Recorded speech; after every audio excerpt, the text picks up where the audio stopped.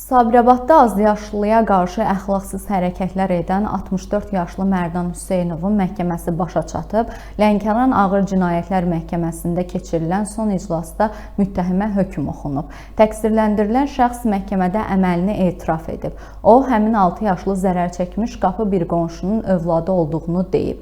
Hüseynov uşağa qarşı 3 dəfə seksual xarakterli hərəkət edib. Müttəhim əməlindən peşman olduğunu bildirib. Nemət Məmmədovun sədrlik etdiyi məhkəmə kollegiyası müttəhiminin etiraf edici ifadəsini və digər sübutları nəzərə alaraq belə qənaətə gəlib ki, təqsirləndirilən şəxsə 14 yaşına çatmayan şəxsə qarşı seksual xarakterli zorakılıq hərəkətlər etmə maddəsi ilə verilmiş ittiham təsdiqini tapıb. Hökmə əsasən Mərdan Hüseynov cəzasını ciddi rejimdə çəkməsi şərti ilə 17 il müddətinə azadlıqdan məhrum edilib. Xatırladaq ki, həmin əxlaqsız hərəkətlərin görüntüləri sosial şəbəkələrdə yayılmışdı. Həmin vaxt hadisə ictimaiyyət arasında ciddi qınaqla qarşılanmışdı. Görüntülərdən sonra polis Hüseynovu həbs edərək cinayət məsuliyyətinə cəlb edib.